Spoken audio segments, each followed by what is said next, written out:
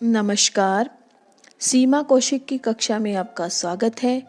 आज की हिंदी कक्षा में हम पढ़ेंगे कक्षा छठी की पूरक पाठ्य पुस्तक बाल राम कथा से अध्याय लंका में हनुमान, जिसके लेखक हैं मधुकर उपाध्याय जी।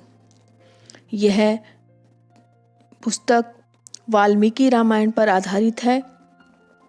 आज हम इस अध्याय में पढ़ेंगे कि किस प्रकार बहुत सी कठिनाइयों को पार करते हुए हनुमान जी लंका में पहुंचते हैं। जामवंत उन्हें अपनी शक्तियों की याद दिलाते हैं तो हनुमान लंका में पहुंचने के लिए तैयार हो जाते हैं और रास्ते में उनको बहुत सी कठिनाइयों का सामना करना पड़ता है।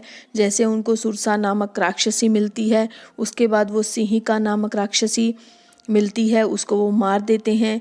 आगे फिर वो पहुंचते हैं लंका में, जहां पर अशोक वाटिका में वो सीता से मिलते हैं और पेड़ पर चढ़कर राम कथा सुनाते हैं और सीता को राम के द्वारा दी गई अंगूठी दिखाते हैं। सीता उनको पहचान जाती है और वो सारी बात सीता को बताते हैं कि किस प्रकार राम उनको रावण की कैद से छुड़ाने के लिए प्रयत्न कर रहे हैं। सारी कथा हनुमान जी सीता को बताते हैं।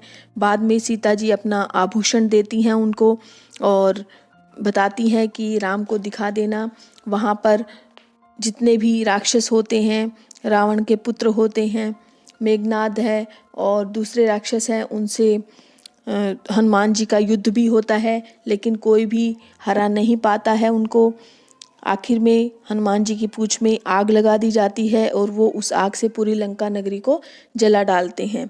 फिर वो राम के पास पहुंचते हैं और उनको सारी कथा लंका की सुनाते हैं और सीता के द्वारा दिया गया आभूषण दिखाते हैं और राम जी उसको पहचान जाते हैं और उनकी आंखों में आंसू आ जाते हैं। राम जी इधर लंका पर चढ़ाई करने की पूरी तैयारियां जोरों शोरों से शुरू कर देते हैं। यही सब इस अध्याय में बताया गया है। तो आइए शुरू करते हैं हम अपना अध्याय लंका में हनुमान। हनुमान उठे, अंगड़ाई ली, झुककर धरती को छुआ और एक ही छलांग में महेंद्र पर्वत पर जा खड़े हुए। जामवंत सफल हो गए थे हनुमान को उनकी शक्ति की याद दिलाने में। पर्वत शिखर पर खड़े हनुमान ने विराट समुद्र की ओर देखा। उनकी आंखों में चुनौती का भाव नहीं था, समर्पण का था। समर्पण यानी कि सब कुछ दे देने की भावना, सब समर्पण का था राम के प्रति। समुद्र यह देखकर डर गया, उसकी गरिमा नष्ट होने को थी। हनुमान ने पूर्व दिशा की ओर मुंह करके अपने पिता को प्रणाम किया, हाथ हवा में उठाए, पर्वत पर झुककर उसे हाथ पैर से कसकर दबाया और छलांग लगा दी। अगले ही पल वह आकाश में थे, समुद्र के ऊपर। तेजी से आगे बढ़ते हुए छलांग के समय बड़े शिलाखंड आसमान में उड़ गए। शिलाखंड यानी जो पत्थरों के बड़े बड़े टुकड़े हैं पर्वतों के, वो उड़ गए। कुछ दूर हनुमान के साथ गए, जैसे परिजन किसी को विदा करने जाते हैं। हनुमान की गति अधिक थी, पत्थर पीछे छूटे और समुद्र में जा गिरे। महेंद्र पर्वत सुंदर था, वनस्पतियों और जीव जंतुओं से भरा। उसका शिखर पथरीला था, लेकिन नीचे घाटी में मनमोहक वृक्ष थे, लताएं थी। हनुमान के छलांग लगाने तक पर्वत शांत था, निश्चल। छलांग के दबाव से पर्वत दरक गया था, यानी कि दरारें जो पड़ जाती हैं पर्वत में, वो हो गई थी। वृक्ष कांपकर गिर गए, वन थर्रा गया, बड़ी बड़ी चट्टानें नीचे लुढ़कने लगी। पशु पक्षी चित्कार करते हुए भागे। कई स्थानों पर जल स्रोत फूट पड़े, कहीं धुआं उठने लगा। चट्टानें दहक उठी, लाल हो गईं, आग के गोलों की तरह। हनुमान इससे बेखबर थे, वायु की गति से आगे बढ़ रहे थे। मार्ग में उन्होंने दिशा बदली लंका जाने के लिए। उनका शरीर हिला तो बादलों की सी गड़गड़ाहट हुई। वे जहां से निकलते सब कुछ अस्थिर हो जाता। समुद्र में ऊंची लहरें उठने लगती। उनकी परछाई समुद्र में विराट नाव की तरह दिखती, बिना आवाज चलती हुई। समुद्र के अंदर एक पर्वत था, मैनाक, सुनहरा चमकता हुआ। वह जल राशि को चीर कर ऊपर उठा। मैनाक चाहता था कि हनुमान कुछ पल वहां विश्राम कर ले। थक गए होंगे, हनुमान नहीं रुके। उन्हें मैनाक की सदिच्छा बाधा लगी। सदिच्छा यानी कि अच्छी मन से जो इच्छा की जाए वो उनको बाधा लगती है, क्योंकि उन्हें जल्दी से जल्दी लंका पहुंचना था। राम काज में बाधा लगते हैं। वह मैनाक से टकराते हुए निकल गए। हाथ ऊपरी हिस्से पर लगा तो पर्वत शिखर टूट गया। वह कुछ और ऊपर उठकर उड़ने लगे। हनुमान के रास्ते में कई बाधाएं आईं। राक्षसी सुरसा मिली, विराट शरीर, वह हनुमान को खा जाना चाहती थी। पवन पुत्र ने उसे चकमा दिया, उसके मुंह में घुसकर निकल आए। आगे एक और राक्षसी टकराई, उसका नाम सिंहिका था, छाया राक्षसी। उसने जल में हनुमान की परछाई पकड़ ली। वह अचानक आसमान में ठहर गए। क्रुद्ध हनुमान ने सिंहिका को मार डाला। आगे बढ़े, अब गंतव्य दूर नहीं था। दूर क्षितिज पर लंका दिखाई पड़ने लगी थी, रावण की राजधानी, सोने की लंका। आकाश में उठते हुए कंगूरे, उनकी प्राचीर, लंका जगमगा रही थी। हनुमान समुद्र के किनारे उतर गए। अब वह लंका को और निकट से देख पा रहे थे। हनुमान को थकान रंच मात्र भी नहीं थी। इतनी लंबी यात्रा का उन पर कोई प्रभाव नहीं था। चिंता थी कि सीता को कैसे ढूंढेंगे, कैसे पहचानेंगे। लंका नगरी को ठीक से देखने के लिए हनुमान एक पहाड़ी पर चढ़ गए। दृष्टि दौड़ाई, चारों ओर वृक्ष, सुवासित उद्यान, भव्य भवन, हवा में लहराती संगीत धाराएं। वे चकित थे।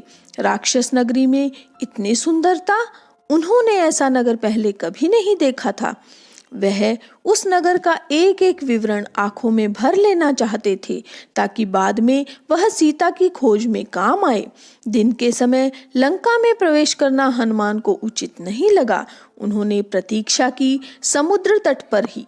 शाम ढलने पर नगरी में प्रवेश किया। उसके सामने पहला प्रश्न सीता का पता लगाना था। उस विराट नगर में यह काम आसान नहीं था। वृक्षों डालियों से कूदते फांदते वह नगर के मध्य में पहुंच गए। राजमहल वहीं था। उनका अनुमान था कि सीता महल में ही होंगी। रावण ने उन्हें छिपाकर रखा होगा किसी कोने में। महल में पहरेदार थे, अस्त्र शस्त्र लिए हुए। सबकी आंख बचाकर वह चुपचाप अंदर आ गए। राजमहल विराट था, वैभवपूर्ण। वे बचते बचाते महल में घूमने लगे, भटकते रहे। रात का समय था, अधिकतर राक्षस सो रहे थे। उन्होंने निकट जाकर एक एक चेहरा देखा। सीता जैसी कोई स्त्री उन्हें नहीं दिखाई दी। वे राक्षस के कक्ष में गए। वहां रावण था, उसकी रानी मंदोदरी थी, सीता नहीं थी। न जाने सीता को कहाँ छिपा रखा है। सोचते हुए हनुमान अंतःपुर से बाहर निकल आए। एक एक करके उन्होंने राक्षसों के सारे घर छान मारे, पशुशालाएं भी देख ली। सीता का कहीं पता न था। सीता के लंका में होने की सूचना पर उन्हें संदेह नहीं था, पर वह दुखी हो गई। सोचने लगे, रावण ने अवश्य सीता को कहीं छिपा दिया है, किसी गुप्त स्थान पर। मैं उन्हें ढूंढ निकालूंगा, उनसे मिले बिना नहीं लौटूंगा। उन्होंने तय किया। अंतःपुर के बाहर हनुमान ने रावण का रथ देखा, स्वर्ण रथ, रत्नों से सजा हुआ। वे चकित रह गए। तभी उनका ध्यान अंतःपुर से लगी वाटिका की ओर गया। वहां अशोक के ऊंचे ऊंचे वृक्ष थे, आकाश छूने को आतुर। यही अशोक वाटिका थी। दीवार लांघकर वे वहां पहुंचे। लंका में यही एक स्थान बचा था जो उन्होंने नहीं देखा था। उन्हें लगा सीता वाटिका में नहीं हो सकती। रावण उन्हें इतनी खुली जगह में क्यों रखेगा। हनुमान में निराशा घर करती जा रही थी। वह एक वृक्ष पर चढ़कर बैठ गए। दिन चढ़ आया था, ऐसे में नीचे उतरना उन्हें उचित नहीं लगा। पेड़ घना था, वे उसके पत्तों में छिप गए। उन्हें वहां से सब कुछ दिख रहा था, लेकिन उन्हें कोई नहीं देख सकता था। रात हो आई। अचानक वाटिका के एक कोने से उन्हें अट्टहास सुनाई पड़ा। वे राक्षसियां थी। हनुमान उधर ही देखने लगे। एक वृक्ष के नीचे राक्षसियों का झुंड था। वे किसी बात पर ठहाके लगा रही थी। हनुमान को लगा कि वे सीता पर हंस रही है। वह पेड़ से चिपक कर नीचे की डाली पर आए, ध्यान से देखा। राक्षसियों के बीच एक स्त्री बैठी है, चेहरा मुरझाया हुआ, उदास, दयनीय, दुर्बल और शोकग्रस्त। यही माँ सीता है, उन्होंने मन में सोचा।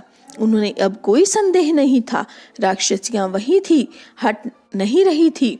हनुमान उतावले थे पर नीचे उतरने में डर था, स्वयं उनके लिए, सीता के लिए भी। तभी उन्होंने रावण को आते देखा। राजसी ठाट बाट के साथ दासियों सहित हनुमान सीता से भेंट के बिना लौटना नहीं चाहते थे। ऐसे लौटा तो राम को क्या बताऊंगा, उन्होंने सोचा। नीचे उतरने का अवसर ही नहीं मिल रहा था। वे डाल से चिपक गए, सांस रोककर, रावण के लौटने की प्रतीक्षा में। रावण ने सीता को बहलाया, फुसलाया, लालच दिया। सीता नहीं डिगी। वह डर से कांप रही थी, पर उन्होंने रावण की एक न सुनी, तिरस्कार किया। रावण ने कहा, तुम्हें डरने की आवश्यकता नहीं है सुमुखी। मैं तुम्हें स्पर्श नहीं करूंगा जब तक तुम स्वयं ऐसा नहीं चाहोगी। मैं तुम्हें अपनी रानी बनाना चाहता हूँ। मेरी बात मान लो और सुख भोग करो, अन्यथा मैं तुम्हें तलवार से काट डालूंगा। सोच लो, तुम्हारे पास अब केवल 2 महीने बचे हैं। ऐसा कभी नहीं होगा दुष्ट। राम के सामने तुम्हारा अस्तित्व ही क्या है। मुझे राम के पास पहुंचा दो, वे तुम्हें क्षमा कर देंगे। तुमने ऐसा नहीं किया तो सर्वनाश निश्चित है। तुमने अपराध किया है, तुम्हें कोई नहीं बचा सकता। मूर्ख राक्षस, तुम्हारा अंत निकट है। रावण क्रोध में पैर पटकता हुआ चला गया। रात गाढ़ी होती जा रही थी। रावण के जाने पर राक्षसियों ने सीता को घेर लिया, उन्हें डराने धमकाने लगी। बोली, तुम मूर्ख हो, रावण का प्रस्ताव अस्वीकार कर रही हो। यह रावण की नगरी है, तुम्हारा राम यहाँ कभी नहीं पहुँच सकता, तुम्हें कोई नहीं बचा सकता। राक्षसियों में एक त्रिजटा थी, सबसे भिन्न। उसने कहा, मैंने एक सपना देखा है, पूरी लंका समुद्र में डूब गई है, सब नष्ट हो गया है। यह सपना अच्छा नहीं है, कहीं यह सीता के दुख से जुड़ा तो नहीं है। सीता की हिचकियां बंध गई, वह विलाप करने लगी। देर रात राक्षसियां एक एक करके चली गई। सीता वाटिका में अकेली थी। यह अच्छा अवसर था, पर हनुमान पेड़ से नहीं उतरे। कहीं सीता मुझे ही राक्षस न समझ ले, मायावी चाल मान ले, उन्होंने सोचा। पेड़ पर बैठे बैठे उन्होंने राम कथा प्रारंभ की, राम का गुणगान। रावण की लंका में राम चर्चा सुनकर सीता चौंकी। उन्होंने ऊपर देखा, जिधर से आवाज आ रही थी। पूछा, कौन हो तुम? हनुमान नीचे उतर आए। उन्होंने सीता को प्रणाम किया, राम की अंगूठी उन्हें दी। कहा, हे माता, मैं श्री राम का दास हूँ, किष्किंधा के वानर राज सुग्रीव का अनुचर। उन्होंने मुझे यहाँ भेजा है आपका समाचार लेने। हनुमान को लेकर सीता के मन में अब भी शंका थी। उन्होंने पर्वत पर फेंके आभूषणों की याद दिलाकर संदेह दूर कर दिया। सीता ने राम का कुशल क्षेम पूछा, कई प्रश्न किए। हनुमान उन्हें कंधे पर बैठाकर राम के पास ले जाना चाहते थे। सीता ने प्रस्ताव अस्वीकार कर दिया। उन्होंने कहा, यह उचित नहीं होगा पुत्र, पकड़े गए तो मेरा संदेश भी राम तक नहीं पहुँचेगा। हनुमान ने सीता से विदा ली। वह पूरी सूचना तत्काल राम तक पहुंचाना चाहते थे। चलते समय सीता ने अपना एक आभूषण उन्हें दे दिया। उनकी आंखें नम थी। हनुमान ने कहा, निराश न हो माते, श्री राम 2 माह में यहाँ अवश्य पहुंच जाएंगे। हनुमान राम के पास लौटने को उद्यत थी। उत्तर दिशा की ओर जाना था, पर कुछ सोचकर रुक गए। उन्होंने रावण का उपवन तहस नहस कर दिया, अशोक वाटिका उजाड़ दी, वृक्ष उखाड़ दिए और विरोध करने वाले सभी राक्षसों को मार डाला। रावण के कई महाबली मारे गए। हनुमान से लड़ते हुए रावण का पुत्र अक्षकुमार भी प्राण गंवा बैठा। राक्षस भागे भागे राजमहल गए। रावण को इसकी सूचना दी। एक वानर के उत्पात के बारे में बताया। रावण तिलमिला गया, उसके क्रोध का ठिकाना न रहा। उसने मेघनाद को भेजा, अपने सबसे बड़े बेटे को। कहा, उस वानर को मेरे सामने उपस्थित करो, उसने जघन्य अपराध किया है। मेघनाद ने हनुमान से भीषण युद्ध किया। वह इंद्रजीत था, एक बार इंद्र को परास्त कर चुका था। उसने अंततः हनुमान को बांध लिया। राक्षस उन्हें खींचते हुए रावण के दरबार में ले गए। शक्तिशाली रावण सिंहासन पर बैठा था। उसके सेनापति ने पूछा, कौन हो तुम? किसने तुम्हें यहाँ भेजा है? हनुमान के मन में भय नहीं था। मैं श्री राम का दास हूँ, मेरा नाम हनुमान है। आप श्री राम की पत्नी सीता को हर लाए हैं। मैं उन्हीं की खोज में आया था। उनसे मैं मिल चुका हूँ। आपके दर्शन करना चाहता था, इसलिए उत्पात करना पड़ा। इसमें मेरा कोई अपराध नहीं। दंड के भागी तो राक्षस हैं, उन्होंने मुझे रोकने का प्रयास किया। क्रोध में रावण हनुमान को मारने उठा। छोटे भाई विभीषण ने उसे रोक दिया। कहा, आप नीतिवान हैं राजन, नीति के अनुसार दूत का वध अनुचित है। आप उसे कोई दूसरा दंड दे दें। हनुमान ने रावण को पुनः प्रणाम किया। मेरा एक निवेदन है, आप सीता को सम्मान सहित लौटा दें। इसी में आपका कुशल है। धनुर्धर राम से आप युद्ध नहीं जीत सकते। रावण ने हनुमान की पूंछ में आग लगा देने की आज्ञा दी। राक्षसों ने आग लगा दी। जलती हुई पूंछ के साथ उन्हें नगर में घुमाया। राक्षस ठिठोली कर रहे थे। इसी बीच हनुमान ने बंधन तोड़ दिए। एक भवन पर चढ़कर उसमें आग लगा दी। एक से दूसरी अटारी पर कूदते उन्होंने सभी भवन जला दिए। हाहाकार मच गया। लंका जल रही थी। धू धू कर राक्षस विलाप करने लगे। अचानक हनुमान को सीता की चिंता हुई। वे अशोक वाटिका की ओर भागे। डर था कि कहीं आग उन तक न पहुंच गई हो। सीता सकुशल थी, पेड़ के नीचे बैठी हुई, आग से अप्रभावित। हनुमान ने उन्हें प्रणाम किया, आशीर्वाद मांगा और उत्तर दिशा की ओर चल पड़े, राम के पास। दूसरे तट पर सभी हनुमान की प्रतीक्षा कर रहे थे। अंगद, जामवंत, अन्य वानर। आते ही उन्हें सबने घेर लिया। हनुमान ने संक्षेप में लंका का हाल सुनाया। सीता से भेंट का क्रम बताया। कहा, मैंने उन्हें देखा, बात की। यह समाचार शीघ्र श्री राम तक पहुंचाना चाहिए। समय अधिक नहीं है। वानर किलकारियां भरने लगे। प्रसन्नता में वानरों का उत्पात बढ़ गया। उन्होंने मार्ग में कई वन उजाड़े, फल खाए और फेंके। दौड़ते हुए चले और किष्किंधा पहुंच गए, राम के पास। वानरों को साथ लेकर सुग्रीव वहां पहुंचे। हनुमान ने राम को सीता द्वारा दिया गया आभूषण दिखाया और दिया। राम की आंखों में आंसू आ गए। उन्होंने हनुमान से कई प्रश्न किए। वे कैसी हैं, कैसी रहती हैं, उन्होंने कोई संदेश भेजा है? हनुमान ने पूरी बात विस्तार से कही। कहा, मैंने उनसे भेंट की। वे व्याकुल हैं, चिंतित है, हर समय राक्षसों से घिरी रहती हैं, आपकी प्रतीक्षा कर रही हैं। उन्होंने कहा, यदि श्री राम 2 माह में यहाँ नहीं आए तो पापी रावण मुझे मार डालेगा।